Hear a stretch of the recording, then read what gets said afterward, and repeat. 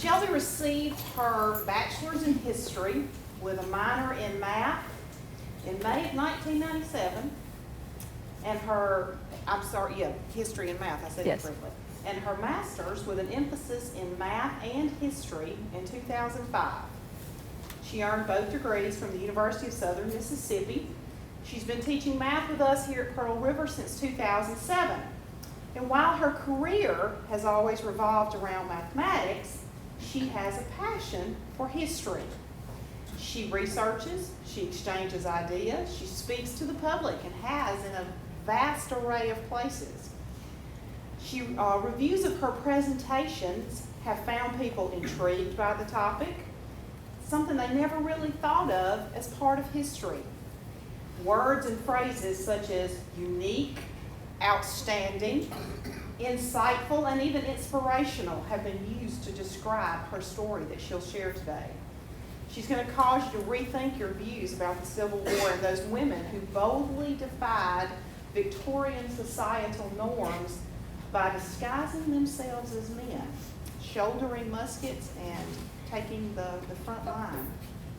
She's written papers and articles. She's spoken at national parks and battlefields. She's been part of Civil War roundtables and reenactments. She's even been on the TV in Wisconsin talking about Pearl River Community College and how important that institution is to who she is.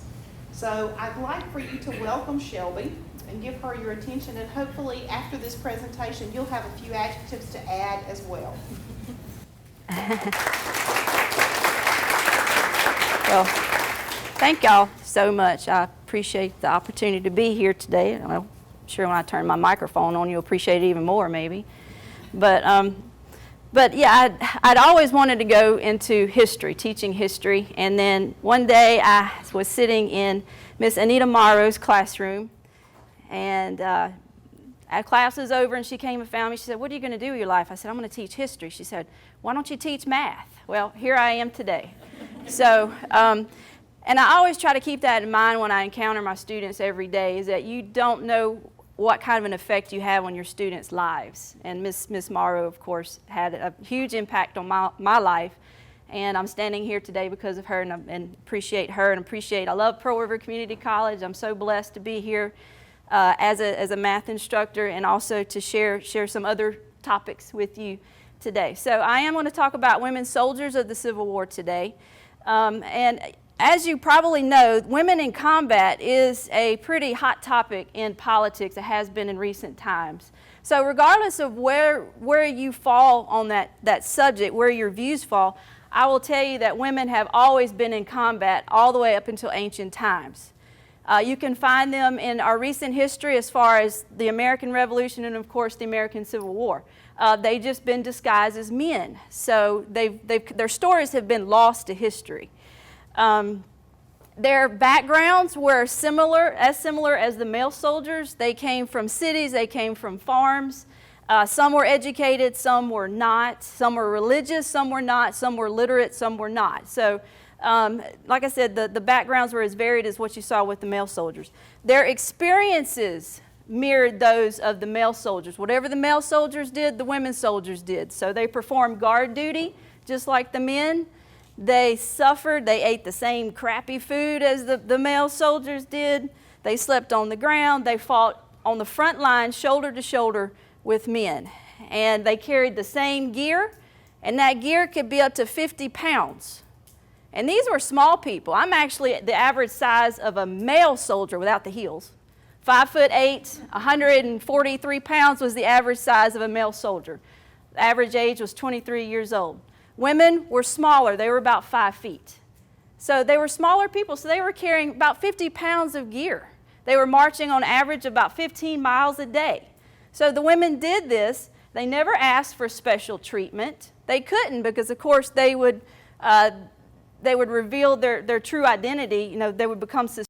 Officers would become suspicious of them. So they never complained. They did the same thing the men did. If anything, they volunteered for more duty, for special assignments and so forth. So they went beyond usually what they were called to do.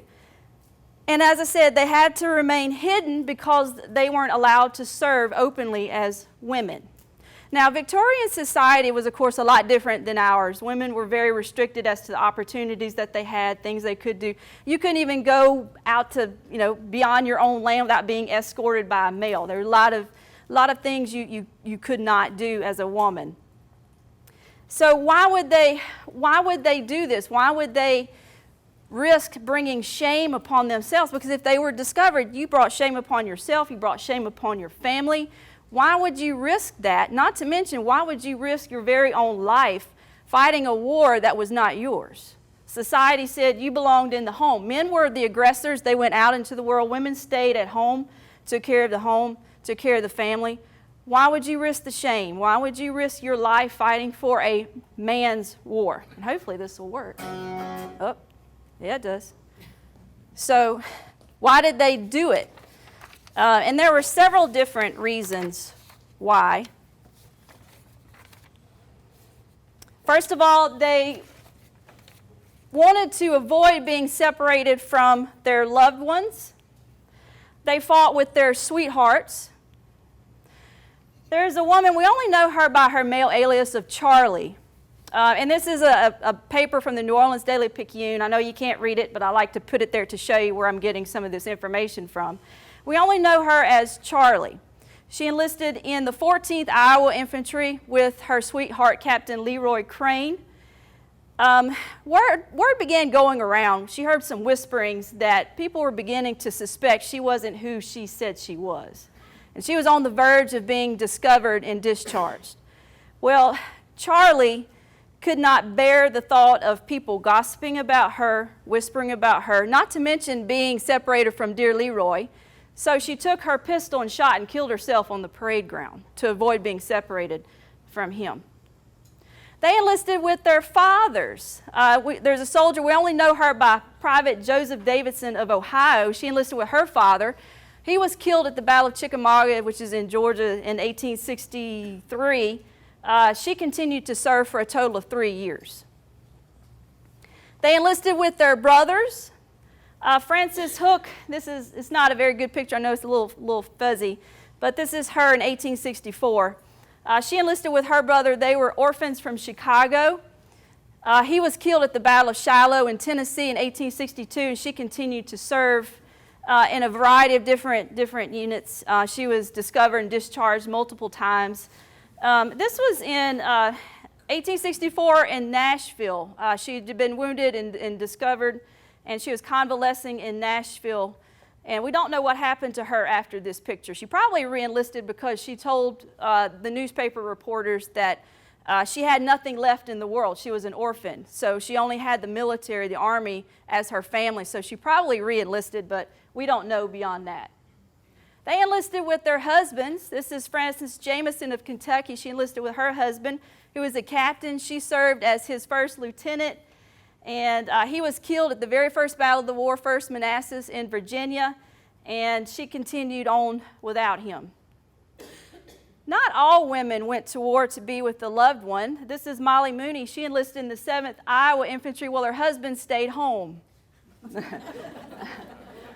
So what were some other reasons why women would enlist?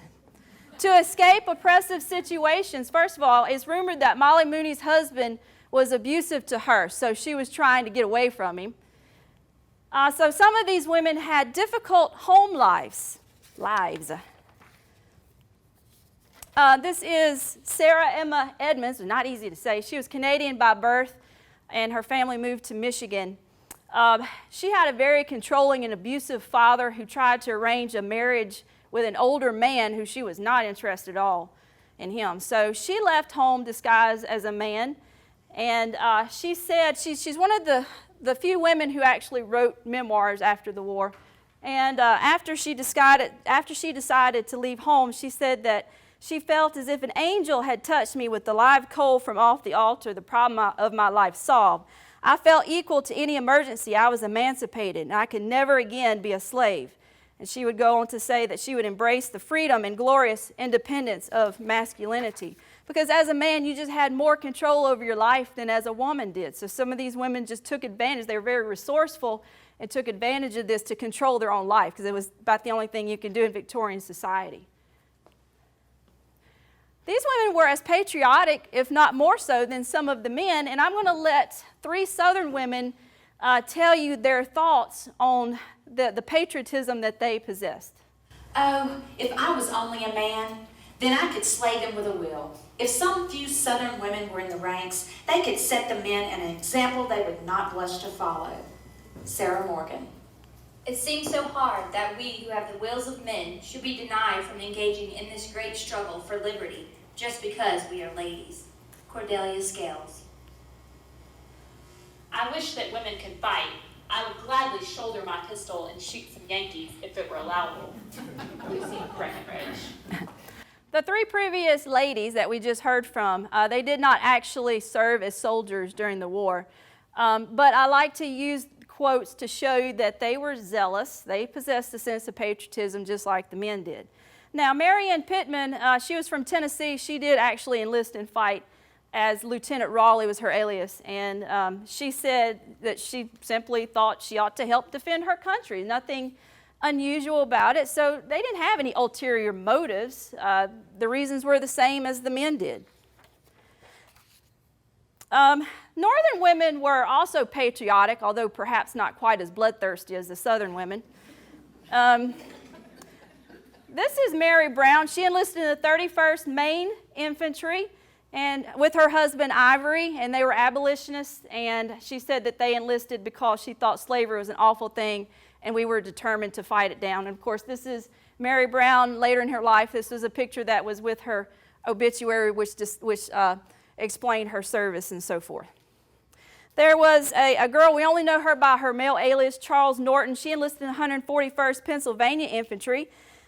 She said that she was deeply interested in the war and desired to serve her country in some way and was obliged to assume the disguise she adopted in order to carry out her plans. So nothing unusual about that.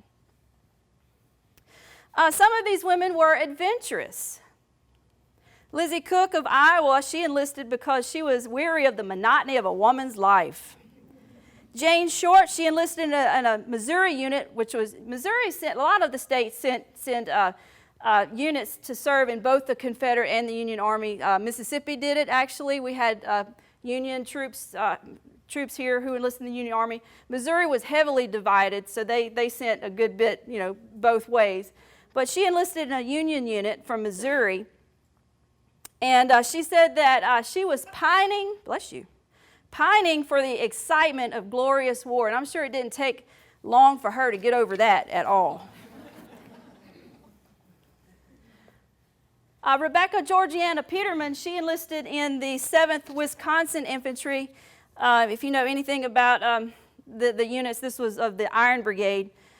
She enlisted because plain country life was not enough for her ambition. And she had, one of her teachers described her, she said that she looked better as a soldier than as a girl. Loretta Velasquez of Louisiana said she plunged into the adventure for the love of the thing. Some of these women were seeking vengeance. This is Charlotte Hope, alias Charlie Hopper. She enlisted in the 1st Virginia Cavalry. She vowed to kill 21 Yankees, one for each year of her slain fiance's age. He was killed in a raid in the first year of the war. And so she enlisted to try to avenge him. And I don't know if she ever succeeded or not, because she followed him into eternity in 1864 to a saber wound to the head. Mary Smith, she enlisted in the 41st Ohio Infantry to avenge the death of her only brother, and I think he was killed at 1st Manassas as well, first battle of the war. Some of these women were seeking to improve economic, legal, and social status. So remember what I said, that during Victorian times, women did not have a lot of opportunities at all. So as men, they had the ability to earn more money and support their families. So this is Sarah Rosetta Wakeman. She went by her middle name of Rosetta. Before, she was the oldest of 9 children from New York. Her family was heavily indebted. They had a farm there. And before the war, Rosetta worked as a domestic, which is like a laundress or cook or so forth. And she made $4 for half a month's work. $4 for half a month's work. Well, that wouldn't do, so Rosetta disguised herself as a man and decided to work on a coal barge, handling coal, and she made $20 for 4 round trips. And it was during one of these trips that she encountered recruiters for the 153rd New York Infantry, and she was enticed by the bounty of $152 and a soldier's pay of $13 a month. So that's a far cry from $4, right? And the OCD me, I don't know why, you know, they offered her $152. Why not give her one more dollar for $153 for the 153rd New York? I don't, that just bothers me. So she was enticed, and so she enlisted right then and there. And she was one of the few women who actually wrote letters home during the war. And she tried to send money home every month to help support her family, which she could do better as a man making more money than as a woman. And she told her parents, she said, I knew that I could help you more to leave home than to stay there with you. She also expressed in a letter her enjoyment of her newfound freedom in male disguise by declaring, I am as independent as a hog on ice. Can anybody explain, what is that? What does that mean? I don't know, but this is the picture that I get, the image that I get when I hear hog. Well, she was happy, so whatever she does to explain that, I don't know. So as men, they had the ability to vote over 50 years before the passage of the 19th Amendment made it legal for women to do so. Martha Lindley, who went by the quite unimaginative alias of Private Jim Smith of 6th U.S. Cavalry Company D, which was a regular unit, not volunteers, she voted for Abraham Lincoln in the 1864 election, so we had voter fraud back then too. So, as men, they simply had the ability to control their own life, like I've mentioned before. So we talked about Emma Edmonds a while ago, the Canadian that she moved to Michigan. She joined the 2nd Michigan Infantry under the alias of Franklin Thompson, which she's one of the more famous women. She wrote memoirs, so she's one that you hear of a good bit. And she said, I could only thank God that I was free and could go forward and work, and I was not obliged to stay at home and weep. Okay, so how did they get away with it? Because you're probably sitting there thinking, well, I'd know a woman if I saw one. Well, we'll see. First of all, a majority of these women had they came from working class or farming backgrounds, so they were used to working with their hands. They worked on the farm, they knew how to ride a horse, they knew how to shoot already from working on the farm. So they already had the skills necessary to be successful soldiers. And these were competent soldiers. There's absolutely no evidence of them putting themselves or their comrades' lives in danger due to incompetency. So they knew what they were doing. Some of these women lived as men before the war. And I'll say right now that these were not transgendered women. They didn't actually want to be a man. They just desired the freedom that living as a man afforded them in Victorian society. So Jenny Hodges, we'll talk more about her later. She joined the 95th Illinois Infantry, and before that she was a laborer, farmhand, and a shepherd prior to enlisting in the 95th. We talked about Rosetta Wakeman, that she left home. She left her job as a domestic, and she worked on a coal barge in men's clothing. We talked about Emma Edmonds a little bit already, Franklin Thompson. She left home and she sold Bibles for a living so she could get away from that unwanted marriage with the older guy that she was not interested in. Men's and women's spheres were strictly defined in Victorian society. I've already talked about that a little bit. There are very strict lines that were not crossed. And if you did, you were shamed, okay? Clothing defined the genders. Women did not wear pants. You wouldn't even know what a woman looked like wearing a pair of pants. Not only was it socially unacceptable, it was also illegal. This is an article from the Cincinnati Daily Press, January 6, 1862. And it says a young lady from the East has been arrested in Peoria for promenading in male attire. You just didn't do it. Sarah Morgan, we saw her a while ago. She offered probably the best illustration of the Victorian mindset when it came to clothing when she wrote in her journal, and I'll let her tell you herself. How do breeches and coats feel? I wonder. I'm actually afraid of them. I kept a suit of Jimmy's hanging in the armoire for 6 weeks, waiting for the Yankees to come, thinking fright would give me courage to try it. But I never succeeded. Lily one day insisted on my trying it, and I advanced so far as to lay it on the bed and then carried my bird out. I was ashamed to let even my canary see me. But when I took a second look, my courage deserted me, and there ended my first and last attempt at disguise. I've heard so many girls boast of having worn men's clothes. I wonder where they get the courage. Sarah Morgan. So here's Sarah Morgan a while ago. She was ready to slay all the Yankees with a will, and she's afraid of letting that bird see her put on a pair of pants. Like I said, you wouldn't even know what a woman looked like wearing a pair of pants back then. So if you were a woman and you wanted to disguise yourself as a man to go enlist, it wasn't that difficult. All you had to do is to cut your hair, which was very difficult to do. You know, women prided themselves on their hair. So cutting it was not easy. It was not easy for me to do. I almost cried. So change, and you're not going to see anything, you know, in this video, so don't worry about that. So she's changing her clothes. She's binding her chest to make her appear flatter. And she's taking off her dress, and she's putting on some male clothing, so probably her brother's. And you have to remember that, you know, they didn't have driver's licenses back then. So if you wanted to become somebody else, like she's doing, you change your clothes, you start calling yourself another name, and you move to a place where they don't know you. So it was not that difficult to become somebody else. So she's putting on the clothes, and it's a little bit, you don't want them that baggy, you know, that can draw attention to yourself. But, and then she's putting on the hat, she's got a new attitude, and she's walking out the door to become somebody else. So it wasn't that difficult. General Orlando Poe offered probably the best reason, though, as to the success of the disguise of the women soldiers, the most compelling reason.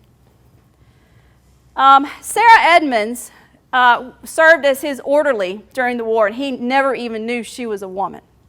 And I'll let General Poe explain to you why he was fooled. A single glance at her in her proper character caused me to wonder how I could have mistaken her for a man. And I readily recall many things which ought to have betrayed her, except that no one thought of finding a woman in soldier's dress. General Orlando Poe. So nobody thought that a woman would even try something like that. So they weren't looking for women in the ranks. So you don't see what you're not looking for. So if you were a male soldier and you saw another soldier that had feminine mannerisms, you know, feminine features, you just assumed it was an effeminate male. The thought never even entered your mind that that may be a woman serving as a soldier. People were more modest back then, and I'll let Sergeant Herman Weiss tell you about, he wrote a letter home to his wife explaining about a woman that was discovered in his unit. It is no wonder at all that her tent mates did not know that she was a woman, for you must know that we never undressed to go to bed, and she could find chances enough when she would be in the tent alone to change her clothes. Sergeant Herman Weiss, 6th New York Heavy Artillery. So remember, he's explaining this to his wife, why, you know, that they didn't know she was a woman. So he went on to say that soldier clothes don't fit very snug to the body, so it hides the feminine figure, you know, the curves and so forth. And I do have my uniforms over there, so you're welcome to go check those out for yourself. But they are more baggy than what we're used to today. And Herman Weiss in the same letter went on to echo Poe's sentiments whenever he said that nobody in the regiment suspected a woman to be among them, and that made her more secure from detection. women engaged in activities that were considered masculine in order to fit in. So they chewed tobacco, they drank, they smoked, they swore, they gambled, and they brawled. And here's Rosetta Wakeman. She wrote home about an encounter she had with Mr. Stephen Wiley. And she said that he, and I'll tell you more about Stephen Wiley in just a minute. But she said that Stephen Wiley pitched on me, and I gave him 3 or 4 pretty good cracks, and he put downstairs with himself. So not bad, considering Stephen Wiley was 7 inches taller than she was. And I don't know what started the brawl, but I'm guessing Stephen Wiley did, because he had been court-martialed twice for drunkenness and once for theft during the fall of 1863, so she was probably just trying to defend herself. So did a pretty good job, too. There were a large number of boys who served in both armies. I read a number as high as 200,000 boys on both sides, aged 17 years or younger, fought. And as you can see, these young boys, they did not grow facial hair. They had higher pitched voices, so it was very easy to mistake a woman soldier for one of these young boys.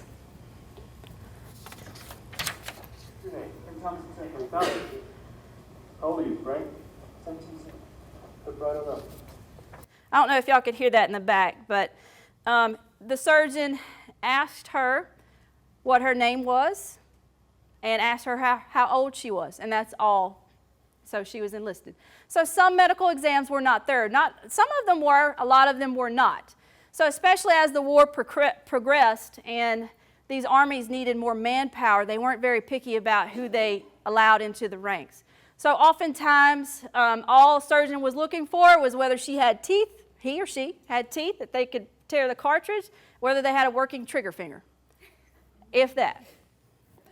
That was it. So it wasn't very hard to pass the medical exam. Okay, male soldiers assisted women soldiers. And I think this is probably the most important reason as to the success for these women. Surgeons helped women get into the ranks. Their male friends and relatives helped them get into the ranks, and while they were serving, these male friends and relatives helped them while in the Army as well. Officers also helped these women. This is Nurse Harriet Douglas Wetton from Wisconsin. There was a woman in a regiment, Union regiment, and she was serving with her husband, and she had to leave the ranks because she became pregnant. However, Wetton offered a reason as to why she was able to serve to begin with. The whole regiment knew that she was a woman, and she dressed as a man by the advice of the colonel and the adjutant, Nurse Harriet Douglas Wetton. So some male soldiers knew, officers knew. Okay, I need some participation now. You've heard me explain how they got away with it and why they did it, so I want you to tell me if this is a man or a woman. Good luck. Of course, these are pictures of real soldiers. Nobody's, come on now. Man. Man. How do y'all know? How do you know? Eyebrows. Eyebrows? I don't know. You just Yes, that's a man. I don't think anybody's ever got that before. Some of you did. Awesome. This is Hal Doc Rayburn. He was a leader of a guerrilla band in Arkansas. He was small. He barely weighed 100 pounds. And as you can see, he had feminine features, and he used that to his advantage to attend a Christmas dance put on by federal officers, on the other side, of course.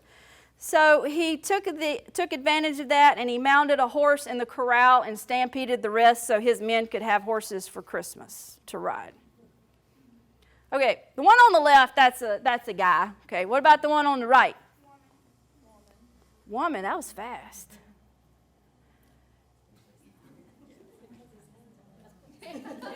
Do what? Do what? Getting a little friendly?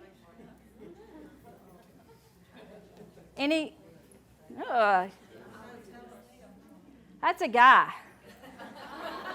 Sergeant John L. Bennett is on the left, and Private Mortimer Ham is on the right. They were parts of the 15th Mississippi Infantry. Don't let the intimate pose fool you, because that was quite common back then. It meant nothing by it. That's just how they expressed their friendship, and there was nothing else beyond that. What about this one?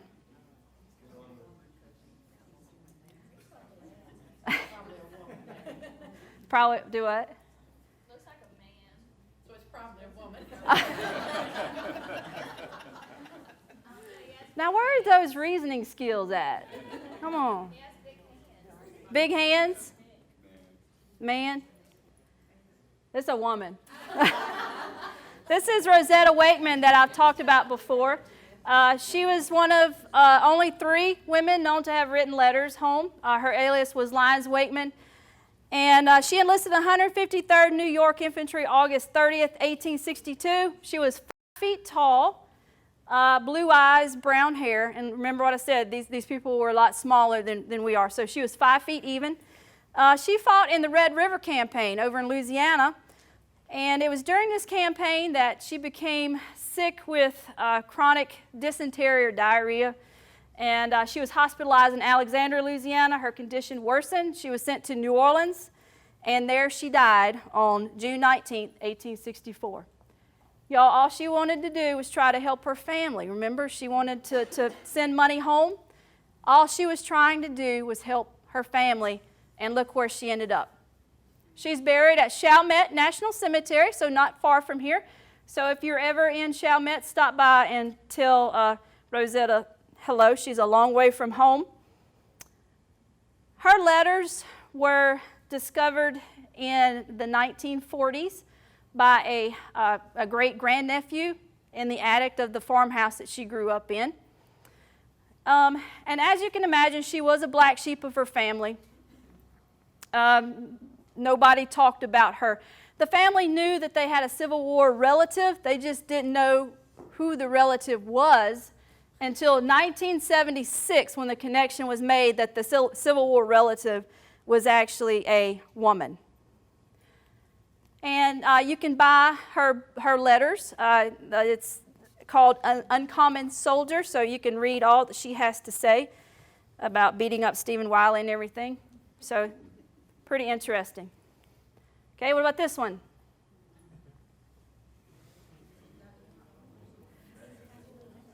Do what? Man? Can someone start singing Dude Looks Like a Lady? Yeah, I could have that playing as a song. Good idea. Okay, all right. This is a woman. This is Jenny Hodges. I mentioned her a while ago. She's one of probably the most famous woman soldier. If you ever start doing research, you will see her all over the place. Her alias was Albert Cashier. She was an Irish immigrant, and she enlisted in the 95th Illinois Infantry August 3rd, 1862. She served for the duration of the war for 3 years, and it was during the 3-year enlistment that she served in places such as Vicksburg, Nashville, Mobile. So she was serving all in our area. She mustered out with the 95th on August 17, 1865, with her disguise intact. Nobody discovered who she was. Not until 1911, when she was doing odd jobs for a state senator in Illinois, and he accidentally backed over her with his car, breaking her hip. She was hospitalized. They put her in an insane asylum, because why would somebody live like that? The infection worsened, and she died on October 10th, 1915. So this is the full picture. And I always get tickled at this picture, because that guy to the left has no idea that she's a woman, because she served the whole war without her disguise being known. You see how small she was? She was also right at 5 feet, or maybe under a little below that. And there's another picture of her. So remember, nobody knew she was a woman. She served the whole war without anybody knowing who she really was. And she's buried in Illinois. She was given a military funeral. In 1915, they gave her a military funeral? Mm-hmm. Yep. And I've been to her grave. It's pretty much out in the middle of nowhere, too. So, okay, what about this one? Of course, the one on the right, that's a guy. About the one on the left? Well, y'all were quick with either one of them.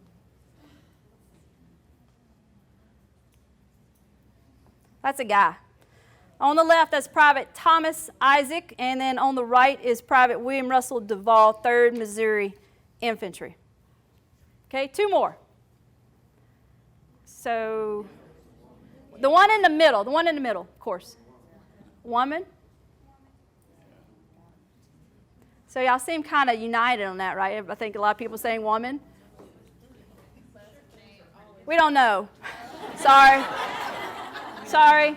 The only thing I can find on this picture is that those are Ohio cavalry soldiers. Beyond that, we don't know. All right, one more, so you can have a chance to redeem yourself. One more. Woman. We don't know that one either. Sorry. I just wanted to make you think. And you'll probably never look at another Civil War picture the same now again anyway, but I just wanted you to think about these women soldiers and how successful they were and what they did. Okay, so how were they discovered? Their mannerisms gave some of them away, specifically dealing with clothing. Some of them had a hard time with male clothing.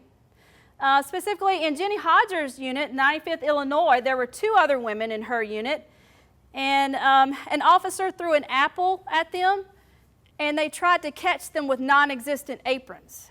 So just out of habit. And you know that these women had the same experiences as the men did. You know, they fought the same battles. They came home missing arms and legs like the men did. They suffered. They put their trousers on one leg at a time, just like the men did, except for an anonymous woman from Rochester, New York, who was, in fact, discovered whenever she tried to put her pants on over her head. Like we say down here, bless her heart. So I guess she hadn't practiced enough, or maybe she had a canary watching her put on pants. I don't know. Their voices gave some of them away. There was a woman sitting underneath an apple tree, and I don't know what it is with apples in Garden of Eden or something. I don't know. But there's a woman sitting under an apple tree when an apple fell on her, hitting her on top of the head, causing her to give a woman squeal, and which roused suspicion. And she was sent to the surgeon for an examination. And the surgeon says he bears unmistakable evidences of being a woman. So some of them just couldn't get past their mannerisms. Some of these women betrayed themselves while intoxicated. So don't drink. Don't drink. This is General Philip Sheridan, Federal Cavalry Commander. And there were 2 women, Ella Reno and Sarah Bradbury, who were serving in escort duty at his headquarters. And I'll let the good general tell you himself about the experience with these 2. Well, out on a foraging expedition, these Amazons had secured a supply of applejack by some means, got very drunk, and on the return had fallen into Stone River and been nearly drowned.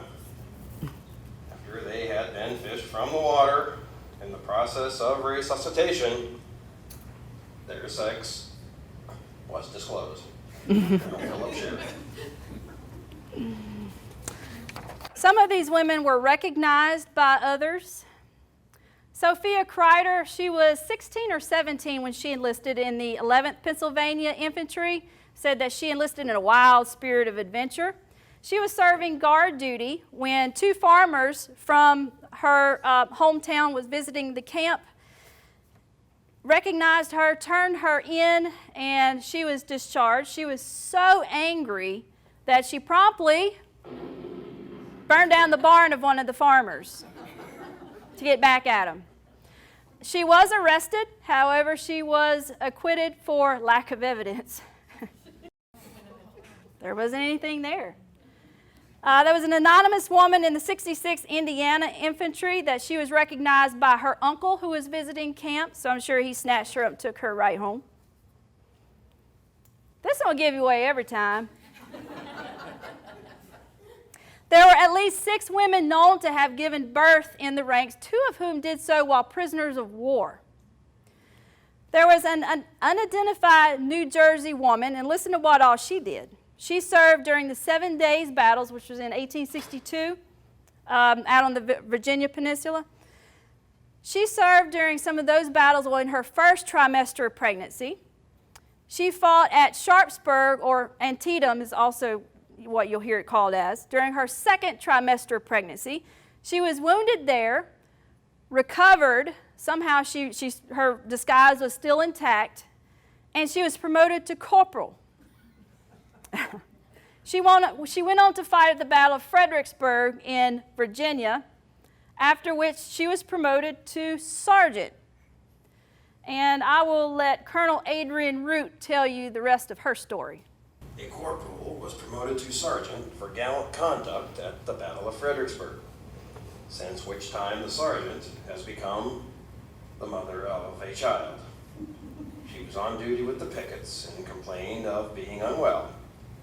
His pain and other symptoms of severe indisposition increased, becoming so evident that his officers had him carried to a nearby farmhouse. There, the worthy corporal was safely delivered of a fine, fat little recruit for the regiment. 94th New York. And one of the things I want you to notice about this is that he refers to her as a she sometimes, and he refers to her as a he sometimes. And of course, they knew that men couldn't have kids. It was just, they couldn't accept the fact, they couldn't understand the fact that a woman would even try to enlist in the Army. They just couldn't wrap their head around that. So they didn't know what to do with them. They just called them he and she and whatever else. There was another woman, we don't know her name. She was an orderly sergeant serving in the Army of the Cumberland. She fought at the Battle of Murfreesboro, Tennessee in late 1863 while 5 months pregnant. And I'll let Sergeant McLean Montgomery tell you more about her. A night or two since on picket, a sergeant of one of our volunteer regiments gave birth to a child, but have not learned whether the little stranger is a boy or girl. As the sergeant has been in the service over a year, it is reasonable to suppose that the little pledge of love was gotten in true military style. And ought to be a hero and very fond of martial music. And y'all are laughing, and yeah, that's funny. But you know who did not find that funny whatsoever? That man. That's General William S. Rosecrans was made aware of the incident. He called it a flagrant outrage. And he had his aide-de-camp send General McCook a telegram saying, "The medical director reports that an orderly sergeant in Brigadier General Johnson's division was today delivered of a baby, which is in violation of military law and of the Army regulations. No such case has been known since the days of Jupiter. You will apply a proper punishment in the case and a remedy to prevent a repetition of the act. General William Rosecrans." I have no idea what remedy he had in mind or punishment or whatever, so we never found out. So, okay, here's some more. Did you ever hear of a man having a child? There is such a case in our regiment, Sergeant Joseph Cross, 29th Connecticut Infantry, color. So again, these people knew that men couldn't have kids, but he couldn't understand it. So this woman was one of 4 black women who fought during the war disguised as men. She gave birth while in the trenches of Petersburg, Virginia in February of 1865. So if you know anything about trenches, you know what a terrible, horrible mess that was. Filthy, absolutely filthy conditions. And I don't know what happened to any of these babies that were born. I can't imagine, especially this one. I would be very surprised if this one survived. But one more was born March 6, 1865 at Bermuda 100, which is in Virginia. And I'll let Herman Weiss, who we heard from a while ago, I'll let him What was our surprise when we heard that the corporal had been taken very sick and relieved of a very nice boy. Sergeant Herman Weiss, 6th New York Heavy Artillery. I bet his wife was surprised to hear that too, not just him. The two that gave birth while prisoners of war, one of whom did so while at Johnson's Island in Ohio, and Commercial Register, December 12, 1864, reported that one of the rebel officers gave birth to a bouncing boy, and that this is the first instance of the father giving birth to a child we have heard. And the other one that gave birth while prisoner of war did so at Rock Island in April 1864. Rock Island is in Illinois. And Griffin Frost was another prisoner of war, and he wrote that a portly young fellow in Confederate gray was delivered of a fine boy, a new recruit for Uncle Jeff. Prisoners of war. This is how some of these women were discovered. And y'all heard about Andersonville? Andersonville is probably the most notorious prison of the war. It's in Georgia. It's a Confederate prison that houses federal prisoners. 26.5 acres at one point held 13,000 souls. It was like one of the largest cities in Georgia at the time. Absolutely filthy. The prisoners had to dig holes to live in. They were starving because by 1864 the Confederates couldn't even feed their own people, much less their prisoners. And so if you were lucky enough to survive, this is what you could have looked like. Sorry, I heard there were refreshments afterwards, right? There was at least one woman, maybe more, among these prisoners. Florence Budwan, she enlisted in an artillery unit.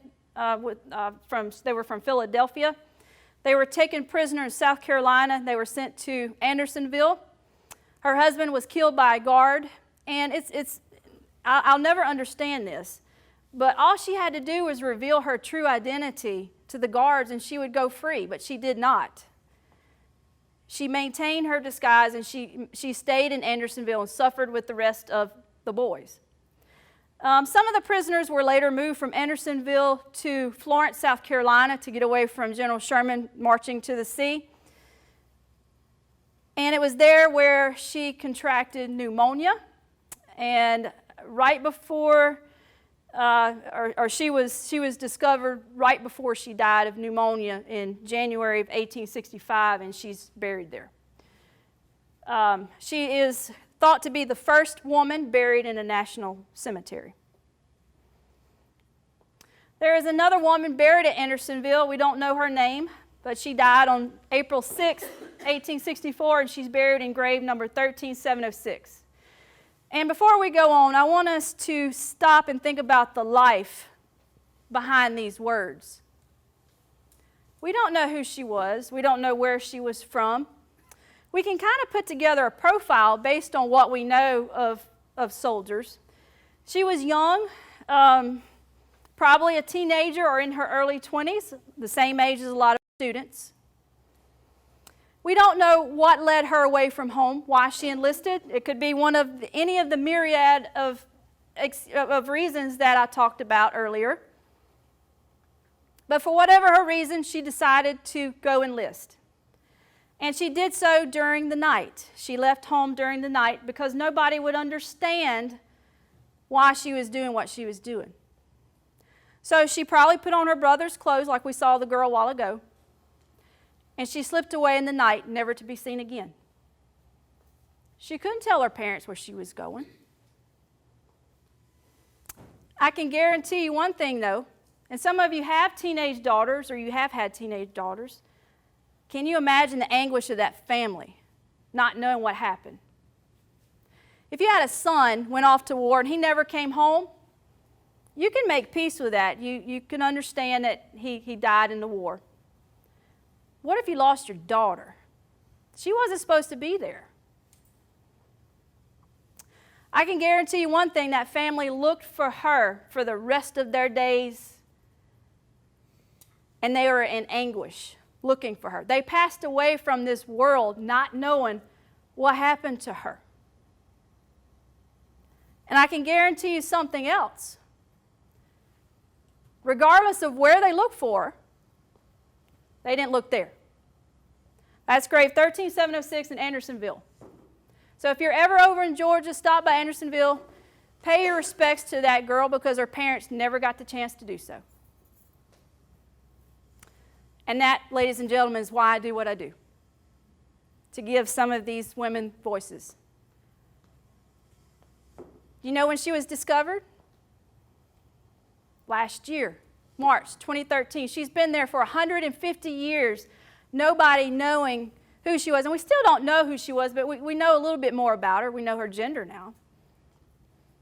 She was discovered last year, March 2013, when Ancestry.com digitized a book called the U.S. Burial Registers, Military Posts, and National Cemeteries, 1860 to 1960. When they digitized that book, there was a researcher for the National Archives going through it and came upon this page listing her, and I tried to mark it because I know you can't see it. Unknown lady, date of her death, her grave, and so forth. And the researcher got in touch with Andersonville and said, look what I found.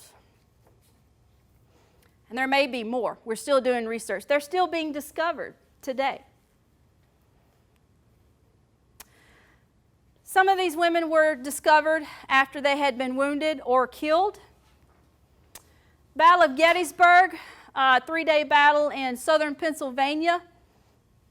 Over 50,000 casualties. Casualties meaning killed, wounded, and captured. 50,000 total. There were at least 5 women who fought here at Gettysburg. And we know some of them were part of the casualties, were one of the casualties.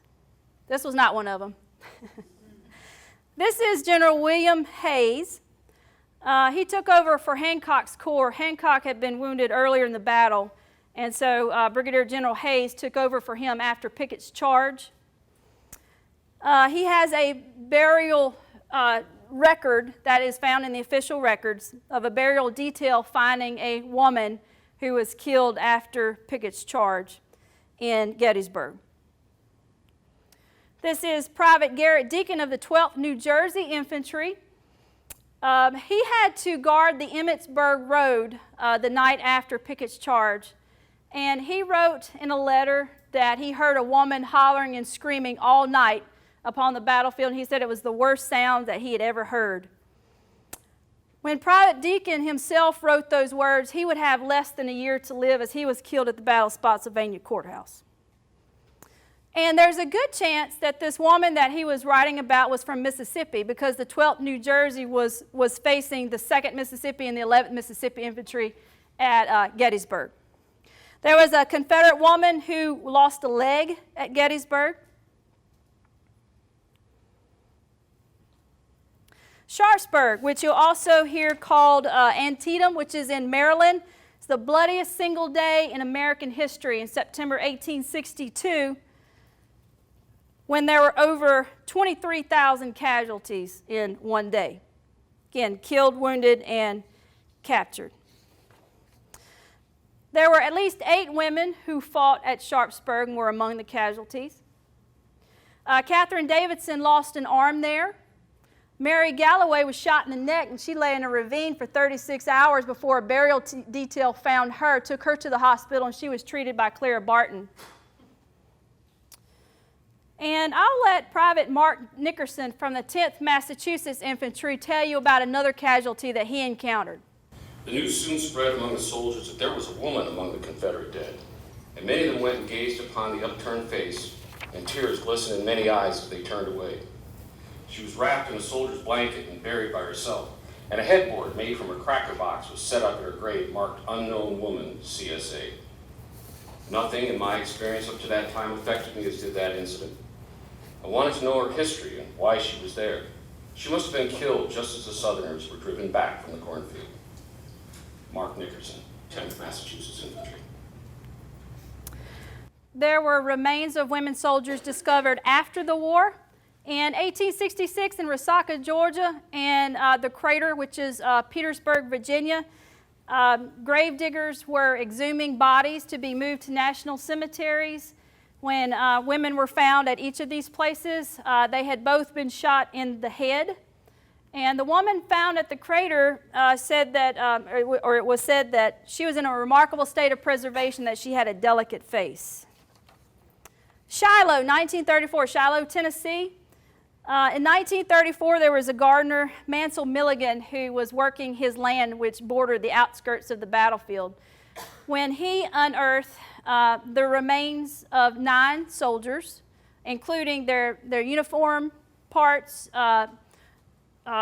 gear, bits and pieces of clothing and so forth. Scientists were called in, experiments were conducted, and one of them was discovered to be a woman, along with the minie ball that had killed her. And they are reburied in Shiloh National Cemetery. Again, we don't know who a lot of these women are. They remain anonymous. Some of these women were discovered when they succumbed to disease. Rosetta Wakeman, remember, died of dysentery and is buried in Chalmette. Smallpox was another killer. And I don't know if you are aware of smallpox. So I was going to include a picture and I decided not to. This is Alfred J Luther, 1st Kansas Infantry. She recovered from wounds she sustained the Battle of Wilson's Creek, only to succumb to smallpox that she contracted while in Louisiana. She died March 22nd, 1863, and she was not discovered until her body was being prepared for burial. And I'll let a soldier tell you a little bit more about Alfred Luther. She had always sustained an excellent reputation in the regiment. She would have been promoted to lieutenancy in a few days if she had lived. Lieutenant Frederick L. Haywood, 1st Minnesota Artillery. And she's buried in Vicksburg National Cemetery. So if you're up there, go say hello to A.J. Luther. Okay, so what happened to them after they were discovered? In some cases, their service ended in discharge. Frank Deming of the 17th Ohio Infantry was discharged at Corinth in 1862 due to a genital peculiarity which should have prevented her from admission into the Army, being a female. General Joe Wheeler ordered that a woman discovered in his command be immediately put beyond our lines. So, as you can imagine, word began to spread that some of these women were receiving discharges after they were discovered. So there was at least one man who was going to try it, a Civil War version of Klinger, if you will. So he was Charlie Anderson, who went by the sweet and tender alias of Charlotte of Cleveland. He got the notion that he was going to go to his commanding officer and say, look, I'm really a woman. I want to go home. Well, apparently he'd been talking a little bit too much about what he was going to do. Word got back to his commanding officer, and his commanding officer ordered that he undergo a physical examination, and, well, that was the end of that. So he tried, at least, I guess. Some of these women were in prison. This is Molly Bean, 47th North Carolina Infantry, went by the alias of Melvin Bean. She served for 2 years and was discovered in February 17, 1865, and we're not sure how she was discovered. But she was sent to Richmond, Virginia, and questioned, and she was imprisoned in Castle Thunder, it's a prison there, as being a suspicious character. Never mind the fact that she'd served for 2 years and she'd been wounded twice, she was a suspicious character. There was only one woman known to have been court-martialed for being discovered, and that was Jane Ferguson, 13th Kentucky Cavalry. Again, Kentucky was heavily divided, sent a lot of troops to both sides, but Jane enlisted in a federal unit. Her husband served in a Confederate unit, so you've heard of brother against brother. Well, here we have a husband against wife, literally. So she was discovered and court-martialed. She was found guilty of espionage and sentenced to hang. However, her case was reviewed and the charges were dropped, and she was released. So if she had been hanged, she would have been the first woman executed over a year and a half before Mary Surratt was sent to her death for her alleged role in the Lincoln assassination. But it was pretty common. She was convicted of espionage. So when a woman was discovered, that was the common thing, is to assume they were spies or they were prostitutes or they were just crazy or something. Nobody could understand why they would want to do something like this. Some women re-enlisted after being discovered and discharged. We saw that with Frances Hook earlier. Ella Reno, she did so 4 times. Lizzie, she was the drunk one a while ago too. Lizzie Compton, she did so 7 times, and she was 14 years old when she first enlisted. Louisa Hoffman, she ended up serving in each of the 3 branches at some point during the war. Discovery didn't always mean end in a discharge. There was a recruiting officer who wrote a column in the Cincinnati Daily Press, and he wrote about his experiences in encountering a woman. She hails from Cincinnati and looks as brave as any soldier in the division. Your correspondent was the first to detect her, but upon her requesting him to keep silent, he sung mum. I say bully for her, and if I only could get 100 of such, I would send a company forthwith. Some women served with their gender known. Generals were aware of women serving in their command. This general, Robert E. Lee, was aware of a husband and wife in his company, in his command, and according to Gilbert Thompson, General Lee, when it came to his knowledge, had them detailed so they could be together. I think to his headquarters. Gilbert Thompson. There was a guy named Bartlett S. Johnston who was traveling through North Carolina whenever he encountered a woman in command of a company. And he was so amazed, he went to General D.H. Hill and said, General, do you know there's a woman over there in command of that company? And his reply was, My boy, that woman is an example for some of these men staying at home. General D.H. Hill.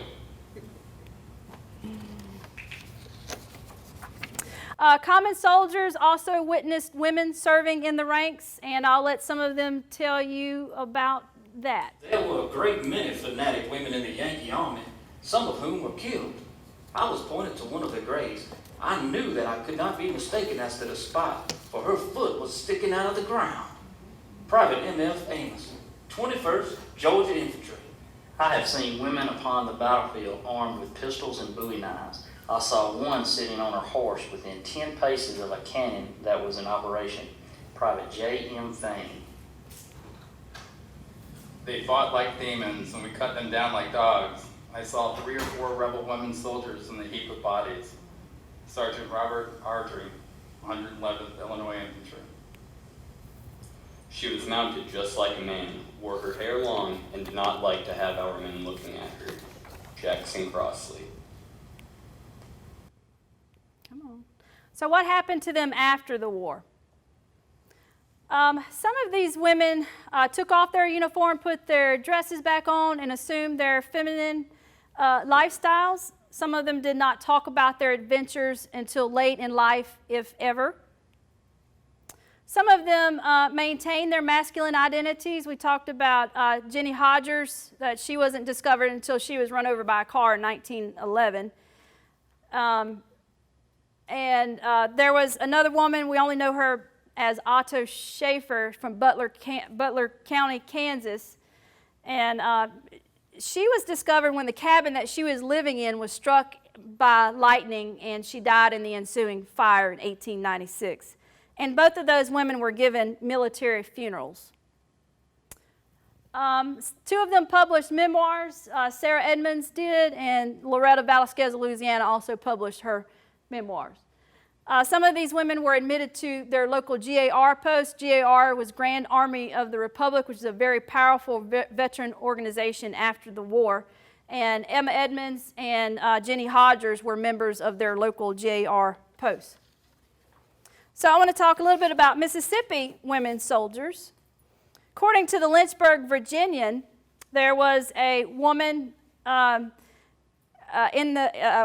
captain, passing through Charlotte on a train headed to Richmond, September 30th, 1864, And the article said that she wore a black belt with a chain attached. She is said to be from Mississippi and has participated in several hard-fought battles and was promoted on the field for distinguished gallantry. She wore a straw cap, set jauntily on her head, adorned with 2 rows of miniature gilt buttons. And she was in the company of a major, which was probably her husband. And that's all we know about her, unfortunately. Then according to the Montgomery Weekly Advertiser, May 13, 1863, reported that a 17-year-old woman was arrested in Augusta, Georgia. She claimed to be a married woman from Mississippi and was a member of a Confederate company in Charleston, South Carolina. So she was probably arrested because she was wearing men's clothes. So if any of you are William Faulkner fans, he published a set of short stories in 1938 called The Unvanquished, and one of those stories dealt with a woman, Drusilla, who went off to fight with her father. Of course, it was a fictional woman, but woman nevertheless, soldier. And Lieutenant Joe Foxworth, he was 7th Mississippi Infantry. The night before we left Henderson, Tennessee on March 17th, a Louisiana and Arkansas regiment landed there. In the Louisiana regiment, there were several women with circumstances attracted great notice with us who have never seen a woman live in a soldier's life. Some of them were dressed in men's clothes, uniform. I've heard from John M. Sims that there was one, a lieutenant in a company, that he saw her with a sword on and the dress of such a rank. He didn't know anything more about it. Lieutenant Joe Foxworth, 7th Mississippi Infantry. Of course, he's talking about women from Louisiana, but Foxworth himself was from Marion County, Mississippi, so that's why I threw him in there, encountering, of course, women soldiers. Okay, some statistics. As you know, I do teach math and also have to throw some numbers in there. Question that everybody wants to know, how many were there? And I can tell you that we don't know and we'll never know. They're still being discovered this year, last year, so we can kind of guess. Now, this is Mary Livermore of the U.S. Sanitary Commission. She said that there were over 400 in the Union Army alone. Research into women soldiers is relatively new. It wasn't until probably about the early to mid-90s when historians began to really research women soldiers. And the result of about 10 years of research culminated in this book, which is probably the most, or the definitive book on women soldiers. Blanton and Cook, 2002, they were able to document about 250 Union and Confederate women in the ranks. Richard Hall, 2006, expanding on his own research and that of Blanton and Cook, he believes that there were at least 1,000, possibly several thousand. When you consider the millions of men who served, they are statistically irrelevant. There weren't that many of them. They didn't affect the outcome of any battles. However, they themselves are relevant because they were there and they weren't supposed to be. So we'll never know. Blanton and Cook noted the following statistics, which were based on a sample of the 153 more fully documented women in the ranks. 70% fought for the Union, 30% for the Confederacy. 15% of women soldiers were wounded, 11% were killed. The ratio of women dying of battle wounds to disease was 3-to-1. And this was inversely proportional to the statistics, to this same statistic involving men. For the men, it was for 2 men dying of battle disease, or from disease, 1 died from battle wounds. 18% were captured. This statistic was 16% for men. The overall casualty rate, again, casualty meaning killed, wounded, and captured, was more than 44% for women soldiers, and this was 30% for the men. 72% of the women who were discovered were casualties. 17% served openly as women. Almost 10% were never discovered while in the ranks. The average length of service was 16 months. The average length of service of those who went undiscovered was a little over 2 years. The promotion rate was 14%, and this statistic was 10% for men. So in conclusion, women in the ranks were forbidden to serve, There was a group of women, Home Guard unit in the Shenandoah Valley in Virginia, wrote to the Confederate government seeking recognition, and the Secretary of War at the time was James Seddon, and he wrote back to them informing them that the Confederacy was not yet ready to allow women in the Army when they had been there, of course, since the beginning. There was another Home Guard unit in Choctaw County, Mississippi, very similar to that one. So because they were forbidden to serve, they had to remain hidden. They disguised themselves as men. And because they were hidden, they've largely been forgotten. This is Ida Tarbell, a teacher, author, and journalist, and she wrote to the federal government in the early 1900s inquiring about the service of women soldiers, and this is the response that she got, very typical of the government. I have the honor to inform you that no official record has been found in the War Department showing specifically that any woman was ever enlisted in the military service of the United States as a member of any organization of the regular or volunteer army at any time during the period of the Civil War. F.C. Ainsworth, Adjutant General. I guess he forgot about those, the discharge papers for a couple of the women soldiers. So the government still kind of to this day doesn't acknowledge the service of women soldiers during the Civil War. So because they had to hide their identities, they've largely been forgotten. And they lost a great deal. They sacrificed a great deal. They lost their identities. They lost their place in Victorian society. They lost their loved ones. They lost their lives, and they lost their identities. They lost their names to history for a government that did not want them to serve in a society that did not want them to be what they were, and that was brave and devoted women. And I'm going to finally conclude with a poem. This is Henry Clinton Parkhurst, 16th Iowa Infantry. On the left, that's him at Vicksburg. Of course, the right's a post-war picture. His memoirs, he didn't write a narrative like most normal people did. His memoirs are in poem form, and they were published in 1921, but it wasn't until February of this year when a friend of mine came upon this reference to a woman soldier that Parkhurst encountered. And I'll let you listen to his poem. It's called A Campaign Incident. Within the bloody trenches lay the fairest one of slaughter's prey. His eyes were fixed with stony stare, and yet his lips betrayed no pain. But high resolve was mirrored there, as though the doubtful field to gain were worth the piles of mangled slain that smoked beneath the torrid air. To see if life could still remain, a sergeant, grim with powder stain, a rude, rough fellow, quick to dare, yet kind of heart, as women are.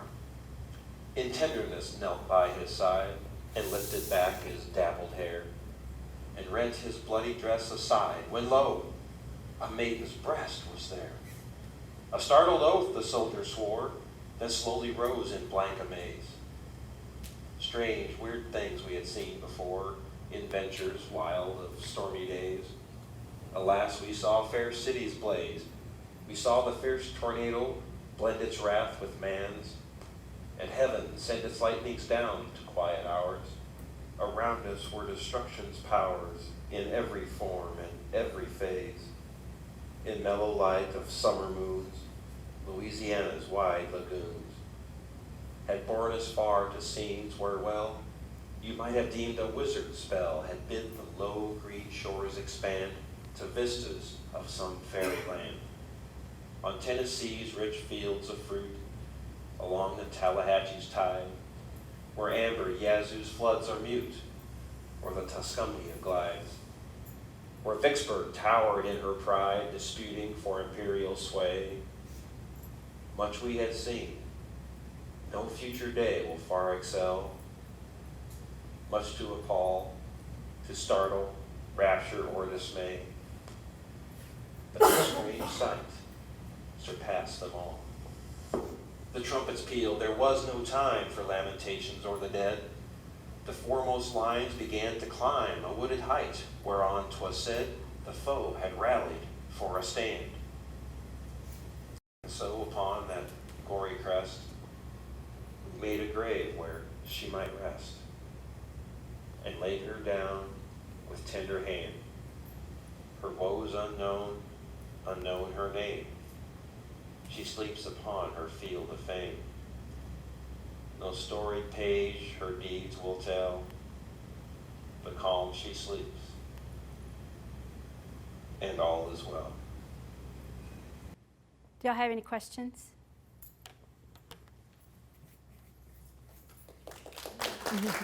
Thank y'all.